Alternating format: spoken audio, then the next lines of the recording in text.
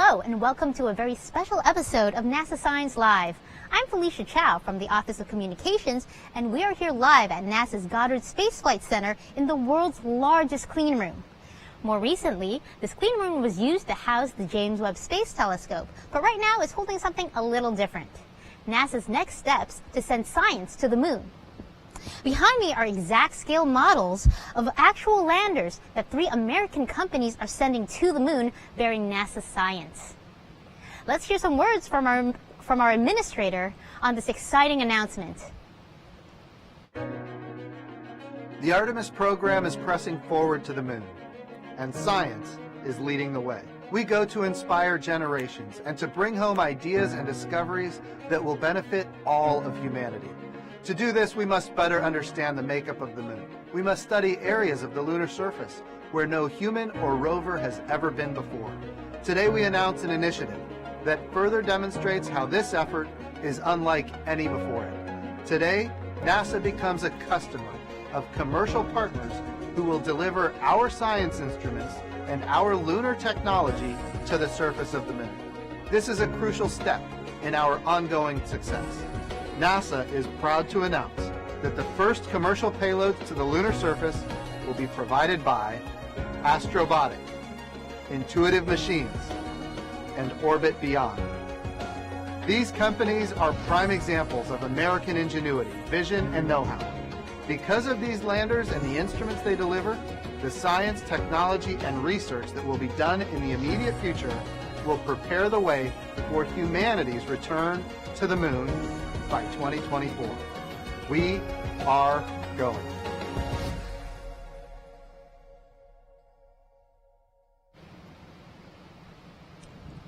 Thank you to the administrator for that inspiring message. Joining us today is Dr. Thomas Zurbuchen, who is the Associate Administrator of NASA's Science Mission Directorate. So Thomas, can you tell us why this clean room is so important and why we're not in bunny suits right now? Well, you said it. This is truly a historic site for NASA. In this very room, the Hubble Space Telescope was assembled, a science machine that is still productive today. In this room, last time I was here, actually through that window up there, I looked in and I looked at the mirrors, the super polished mirror of the James Webb Space Telescope. So the room is being prepared for the next mission, and we have time right now to use it for this other historic announcement that is driving today. That is incredible. And can you tell us a little bit more about this announcement? So this is truly exciting, a new way for us at NASA to do business. It's an announcement about partnerships, partners, private sector partners, for which that we will work together with and go to the surface of the moon. Because we can't wait to do the science that we want to do with instruments that we're developing right now. Science that in many cases, even 5 years ago, we didn't know how to ask questions about. This is how urgent this is.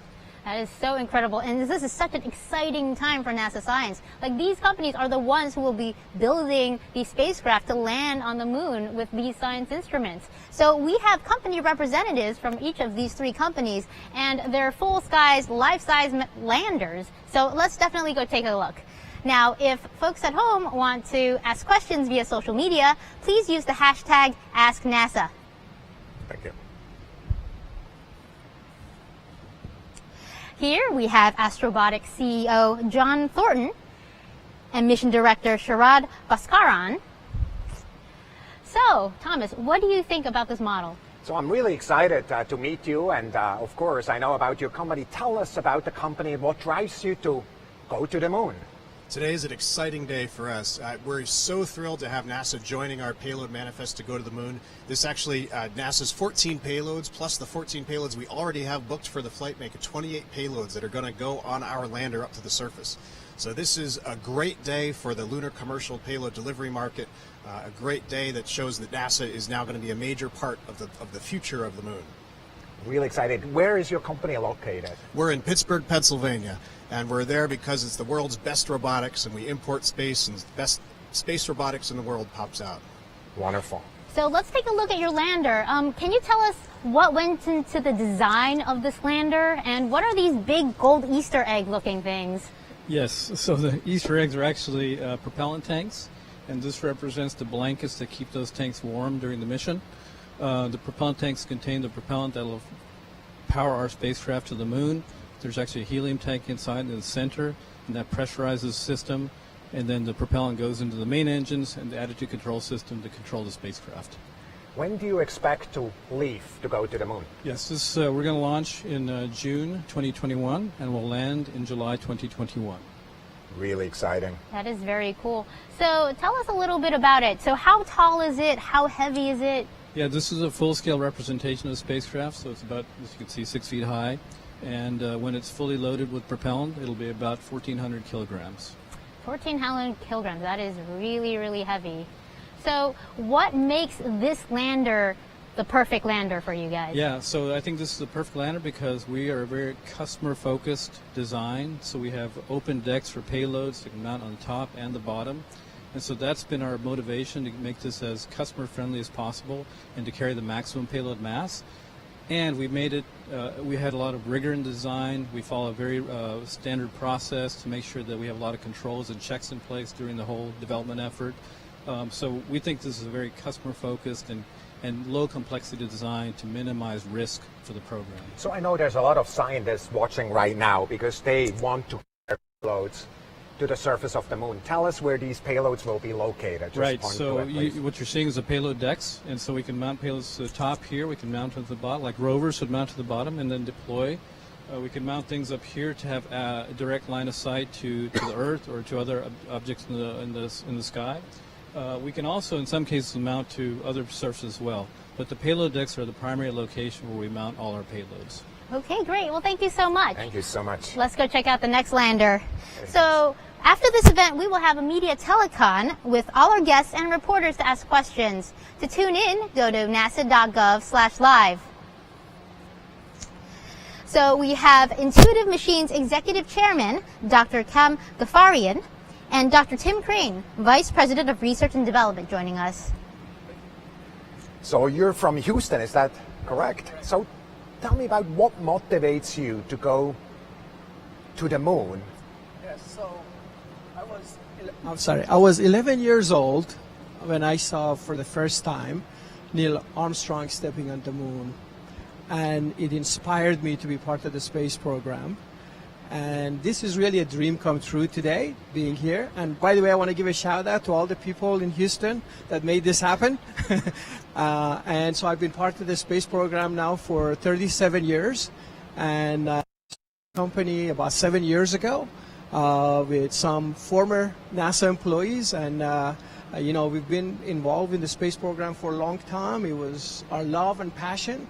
And we're just so grateful and appreciative to have this opportunity with NASA as our partners to be able to have the opportunity to land on the moon and carry Tell cargo. me about the business, so we're a customer, of course. Tell me about how you think about this as a business. I think this is terrific. I think commercial space in general, I think is a beginning of a new era. And especially going to the moon and opening it to the commercial companies to compete.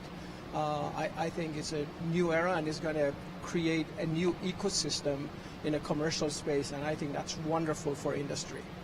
That is very cool. Can you tell us more about this humongous lander? You bet. You've noticed we have the tallest lander. There's several systems on this lander we're very proud of. The first is the liquid oxygen, liquid methane propulsion system. And so one of the tanks carries cryogenic oxygen and the other tank carries cryogenic methane. And they go through the Moorhead engine on the bottom, which we designed in Intuitive Machines. And it's a throttleable engine, which means we can control the thrust level very, very smoothly and adjust for different weights and different landing locations. We also have a precision landing and hazard avoidance system on board, so we can avoid craters, rocks, slopes that would otherwise harm the vehicle. And the barrel truss structure is actually where we can mount payloads. So we don't have a payload bay or a single payload location. It's really up to our imagination and the needs of our customer to find the right place anywhere on this barrel structure to mount their payloads. So when do you expect to go to the surface of the moon? We are going to launch in July of 2021, and after 6.5 days, we will land on the surface of the moon. That is amazing. So I see these giant solar panels too. Can you tell us more about how this lander is powered? Absolutely. So one of the things we do as a service to our customers is not only do we deliver the mass to the moon, we provide power and data services as well.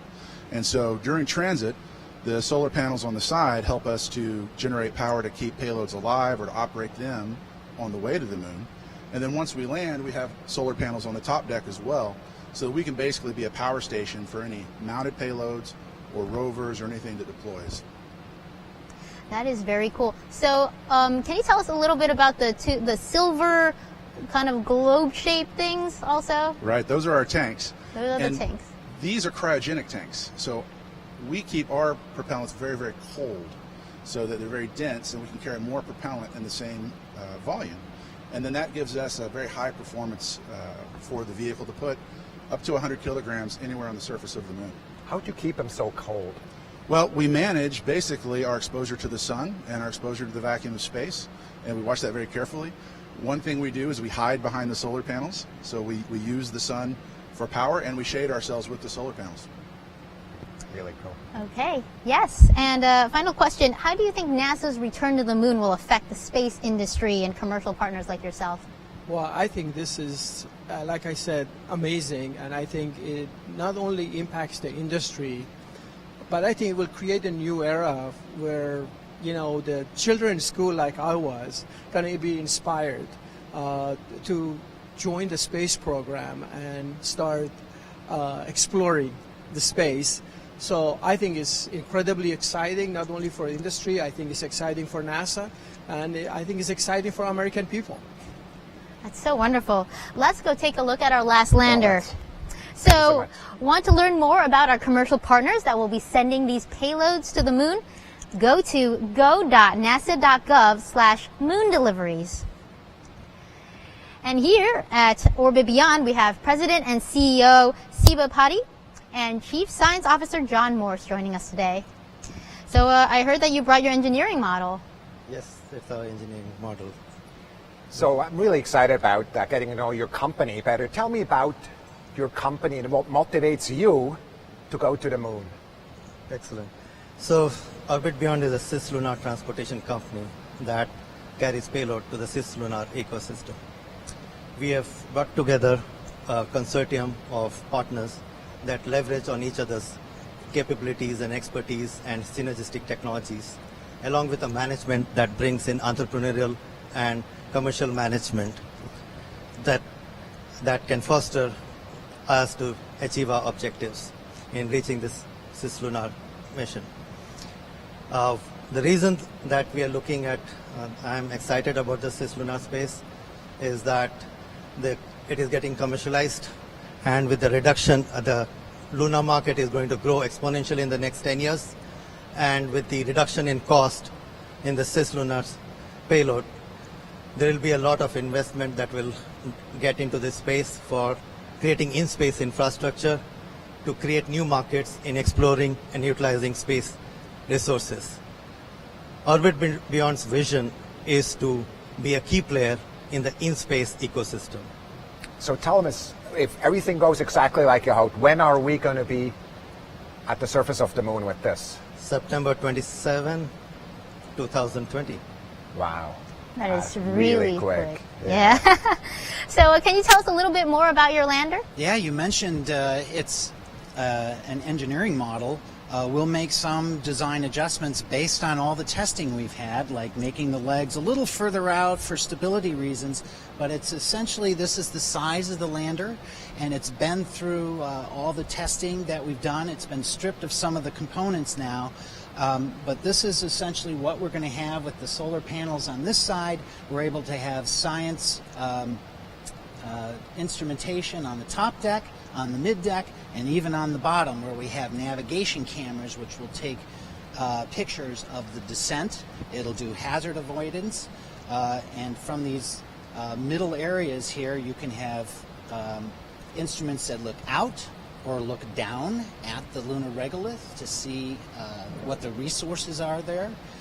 We can also look up from the top deck, because we're not only exploring what the moon is and where it came from and how to sustain there, but also it's a great view of the cosmos for certain instruments as well. So there's a little passenger here which you brought, just like all the other partners here. You have other customers as part of that. You want to talk about this? Exactly. So we have several NASA payloads and several commercial payloads from our commercial partners, and one of them is we as a company and our commercial partners, Ceres Robotics, want to demonstrate mobility.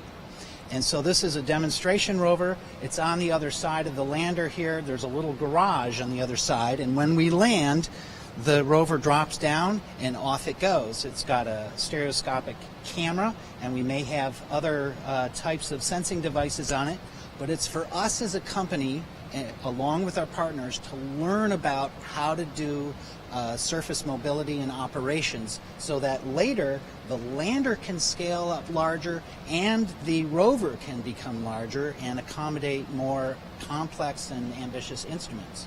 Of course, at NASA Science, we're really excited about surface mobility as well as sample return, all of which is in the future. Mm-hmm. So can you tell us what inspired you guys to kind of get into the space business?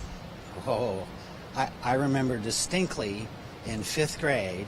I'm a child who followed all of the Apollo missions, and I love that our design reference mission for this lander, which is called Z01, and we're going to have a naming contest. Z is the Z-axis because it's a lander, but we're going to have a naming contest later about what we can name the lander and maybe even our commercial rover. But my favorite mission was Apollo 15 because they had a car, and it went to Mare Imbrium. We're more in the middle. Apollo 15 was on the side, but we've got a car too. And then I remember, because I always want to tell my parents how much I appreciate how they gave me a telescope when I was in 5th grade, and in one night I saw the rings of Saturn, the phases of Venus, and the craters on the moon, and that's what got me hooked. That is so incredible, and thank you so much. So Thomas, do you mind if I just, the one thing Yeah, I didn't sure. ask you yet, is the location of your company. Tell us quickly about that. So we are based in 2 locations. We are headquartered in New Jersey, and we have a location in Daytona, Florida. Wonderful. Well, thanks so much. Didn't Thank want to you miss so that. much. Yeah. All Yes. over the So, US, Thomas, we have just seen some incredible landers and all the companies that will be sending them to the moon very, very quickly. So, what is it that we're trying to accomplish here? What is our main goal for these delivery services? The most important goal that we have right now is really science. That's what drives us in the Science Mission Directorate. But we do so as part of the agency strategy to go to the moon with the first woman with the next man, Americans to the surface of the moon. For that, what we want to do, of course, is not to do it the way we did it the first time, alone. We want to do it with partners. And the commercial partnerships that we have here represented with these 3 partners that we're bringing on board are the types of partnerships that will be symptomatic for everything we do. We want to not only go there, but grow an industry, because that's the only way we can stay. International partnerships are just as important, but we'll do this in partnership. So this is the fastest part of that campaign. It's a campaign that is driven by science, but is part of a much broader picture that is driving us all at NASA. Definitely, and that is so inspiring and so exciting. So we're going to transition to the Q&A session. For folks at home who want to ask questions, please use the hashtag AskNASA via social media. So we're going to go ahead and ask some of the questions we have already here. Mani on Facebook, which kind of experiments are you going to do on the moon with these spacecrafts? So let's just go ahead and Why go don't I around. start with experiments? Yeah, sure. There's some experiments, and I want to definitely hear their opinions too, but the experiments that we're funding out of NASA that right now are being developed in various locations, there's more coming. Those experiments are focused primarily first on volatiles, like water and other parts of the moon. Frankly, we've only learned about in the last few decades, because during the Apollo era, we thought the moon was really dry. Well, we know there's a water cycle there. We want to go explore that for science reasons, but also because we have the suspicion that we can use those as fuel and as to sustain life once we're there. we also want to explore the moon itself. There's many questions about nature, the solar system, that are addressed right there at the surface of the moon. For example, the exact age of the solar system and important periods that were really violent periods in the past, like the bombardment, a phase in our solar system that scarred the Earth, but of course also scarred the moon. The Earth is all gone because of erosion, because of the geology. The moon is still there. We can go learn there. Of course, we want to learn about the environment because we want to bring our fellow humans there, and so experiments do all that. But what is exciting to you? In addition to NASA's 14 payloads that are going to be on our mission, we have another 14 payloads. That's a whole array. We've got science instruments. We have rovers that want to go off and drive and explore the surface. We even have companies that want to do things to inspire their audiences. We actually have some groups that are looking at building lunar infrastructure. So we've got one payload in particular that wants to build a laser communication system to go from Earth to moon. So orders of magnitude more bandwidth. There's just a whole array, and we're actually bringing 8 other nations with us on the first mission. So we're really making the moon accessible to the world. Go for it. The science is exciting. We're also doing some engineering to enable safer and more regular access. We're carrying a NASA laser landing system that will allow precise, safe landing. We also have a commercial landing system that we're carrying and advancing for another company. So we think that the science is exciting, but also the ability to move the engineering forward and to improve our systems so that we can do more regular lunar access is exciting as well. And on Orbit Beyond's lander, I already talked about the mobility that we hope to demonstrate.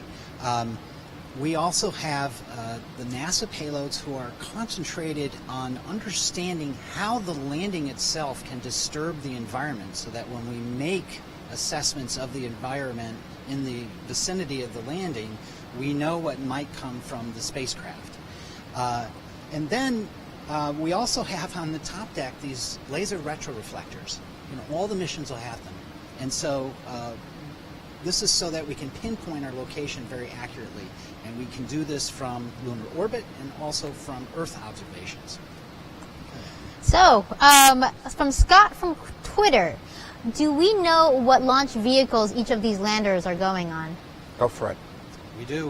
We're planning to use SpaceX Falcon 9. How about you? Guilty as charged, SpaceX Falcon 9. How about you?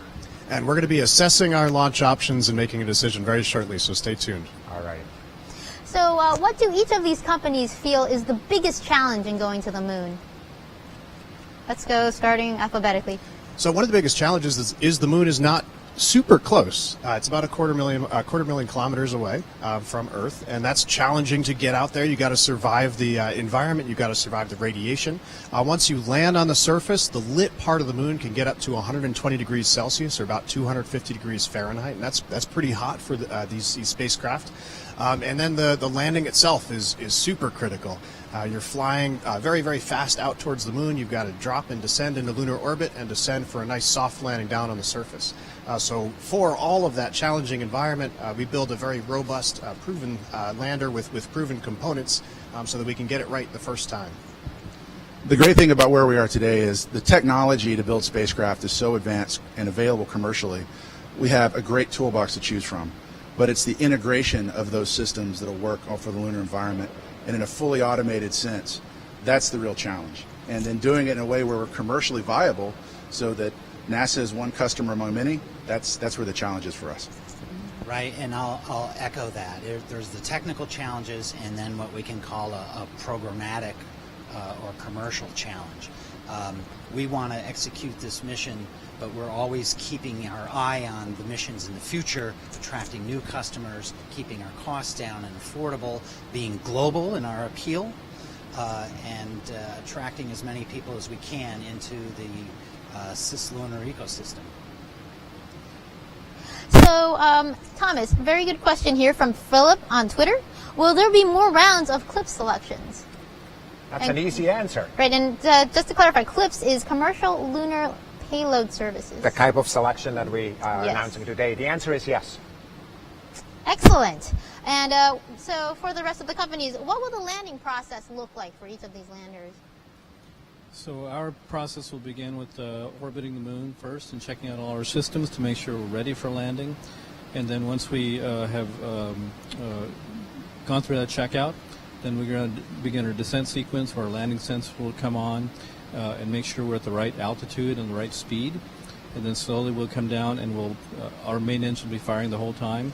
And then we'll come down to a vertical orientation, and we'll make sure that we're at the right landing site that we've pre-selected, and then make a soft landing. And then once we make a soft landing, then we begin all our payload operations. All the payloads that you talked about will begin their operations. Rovers will begin deploying, booms begin deploying, and that's when the fun starts. A very similar story. The physics of the moon drive you to a set of solutions. We'll enter lunar orbit. We'll check all the systems out. We'll use the lunar surface to improve our navigation solution. And then we begin a braking maneuver to basically remove the energy from our orbit to approach the landing site. Before we get to the landing site, we do a scan for safe locations, for, again, rocks and boulders, hazard detection. And then we'll approach and hover 30 meters over the landing site and go into a vertical descent. And so that gives us plenty of space to make sure everything is nice and stable for that final landing sequence. And similarly, we go to the moon directly off our launch, and we go into lunar orbit for a couple of weeks, and we gradually bring the lunar orbit down till where we're just a dozen kilometers or so above the surface, and then we start. It's an autonomous landing. And it has the capability with its environmental assessment of avoiding hazards on the way down. But once we trigger that sequence, it's in the hands of the spacecraft. Excellent. And we have two questions from reporters asking about locations. So the first one is Leo Enright from Irish TV.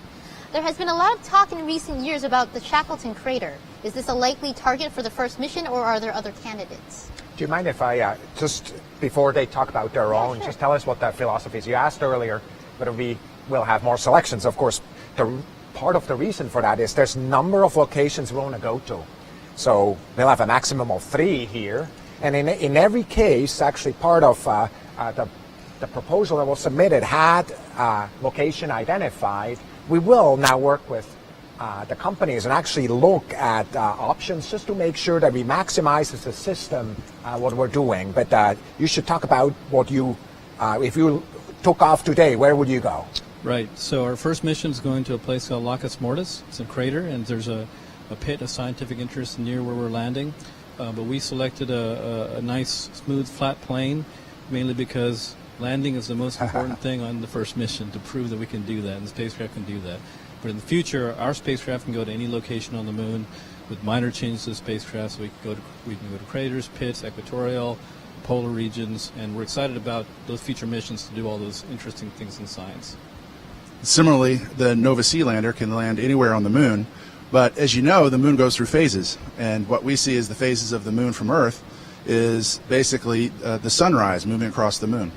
Since we're solar powered, we target most of our landings to be in the lunar morning, so we'll have the maximum amount of solar power for the lander. And we're evaluating 2 candidate locations right now, one at Oceanus Procellarum, the Sea of Storms, which is on the western side of the moon, and another one at Mare Serenitatis, which is the Sea of Tranquility, just east of a previous landing, which is Apollo 15. And for Orbit Beyond, as I mentioned, we have a design reference mission where we're landing in Mare Imbrium. And we have a specific location picked out with a roughly 2-kilometer landing ellipse. And these are the vast lava plains of the Sea of Rains. One of the things I wanted to point out is that we have been working with Brown University and Professor Jim Head and students on assessing this landing site and why it's scientifically interesting. And we're going to keep that collaboration going throughout the development and the mission. One of the elements that I really want to mention here is that, of course, Lunar Reconnaissance Orbiter, which is a spacecraft in orbit around right now, is really adding value to all of these companies. In fact, what we're doing is providing the best data, all the data that we can about the various sites that are under investigation here and others that we might explore from that very valuable spacecraft. So I really look forward to supporting that with that NASA assets that is just it's a treasure trove of lunar science. And speaking of lunar science, as you all know, NASA's Artemis program is kicking off, where we're going to send the first woman and the next man by 2024. So how does this work here help with that program?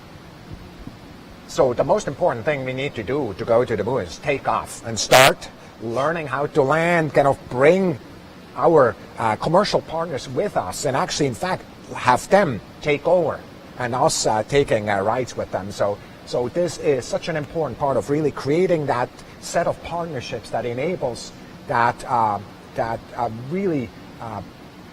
creative partnership to the surface with our partners, our commercial international partners. It's a critical first phase. As we go forward, and we asked earlier, are we going to do more with the commercial initiative here?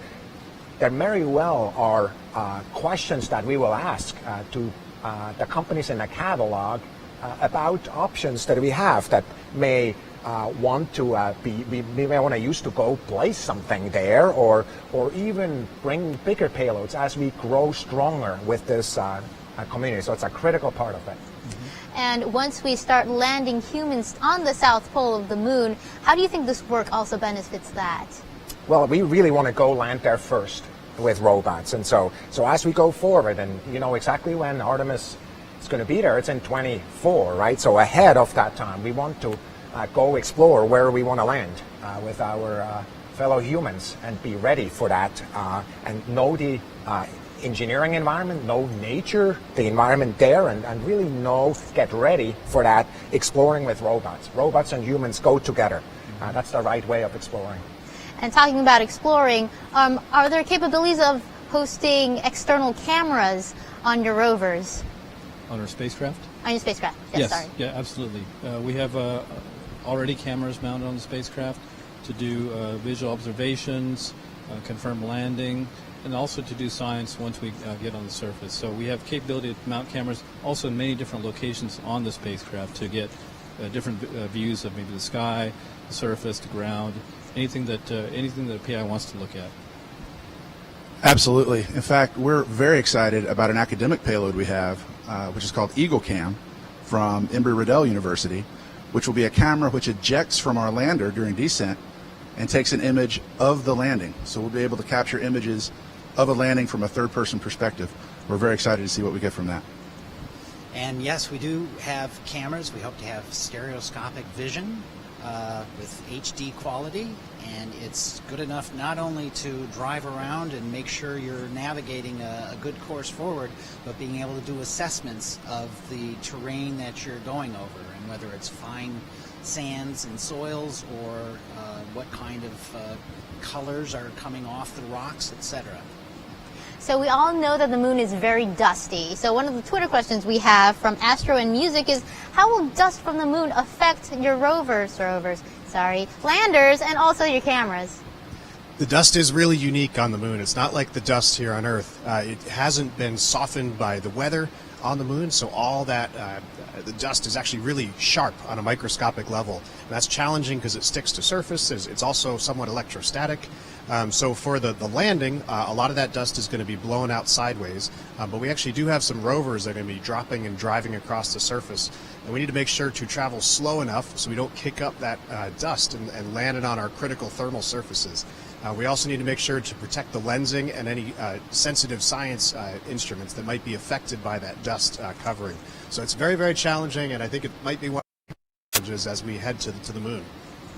Yeah, absolutely. Protecting optics is the first thing you worry about with the almost pumice-like dust that you get from the lunar regolith.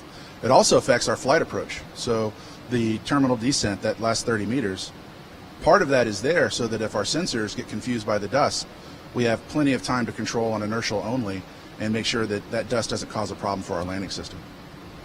And finally, ditto, we're concerned about all those things, but people want to understand, how close can you put a habitat to a landing site where maybe a cargo resupply vehicle is going to land and supply materials to astronauts on the surface for long duration habitation?